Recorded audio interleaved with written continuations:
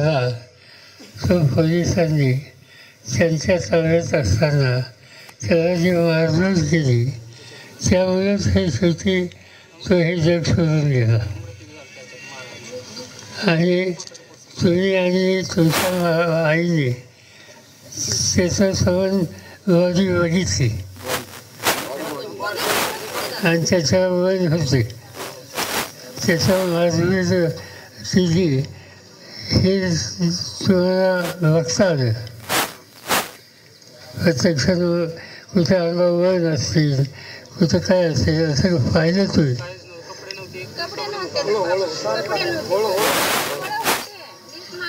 वय वय असतील ना वय होते.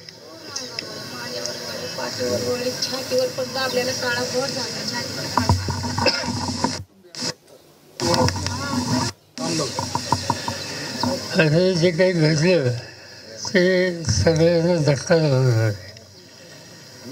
महाराष्ट्राच्या विधानसभेमध्ये सुद्धा अनेकांनी हा फॅमिलीचा प्रश्न मांडला. ज्या तरुणावर मारहाण केली त्याचा गुन्हा काय होता असं दिसत नाही.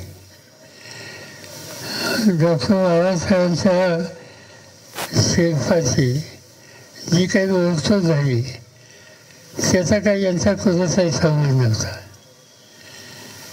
त्याची प्रतिक्रिया होती आणि प्रतिक्रिया म्हणून लोक रस्त्यावर आले तर त्यांना मारहाण करणं हे काही योग्य नव्हतं.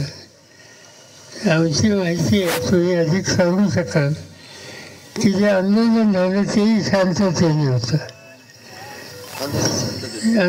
शांततेत होतं आणि त्यामुळे आंदोलन शांततेत असताना या सर्वांना कोविड ऑपरेशनमध्ये त्याला मारलं गेलं आणखीन काय काय गेलं हे जे सरकारने सांगितलं ते न फाटणार आहे.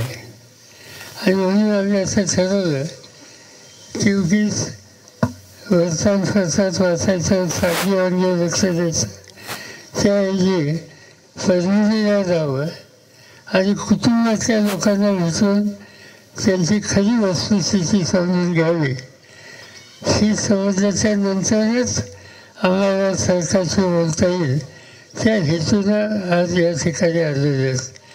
आणि जी काही माहिती तुम्ही दिली ती माहिती दिल्याच्या नंतर एक निष्पापणा काही भूमिका घेऊन रस्त्यावर आला असेल इतरांच्या बरोबर तर त्याला या पद्धतीनं मारहाण करणं आणि शेवटी त्याला मृत्यूला सामोरं जाण्याचा प्रसंग आणणं ही अतिशय गंभीर बाब आहे. ही माहिती असतात तुमच्याकडून आम्हाला समजली. आम्ही राज्य सरकारची जाऊन भेटू. तुमचं जे काही म्हणणं आहे हे सगळ्यांच्या समोर तुम्ही मांडलं ते योग्य ठिकाणी आम्ही पोचू आणि जे कोणी जबाबदार असतील त्यांच्यावर सक्त कारवाई या ठिकाणी झाली.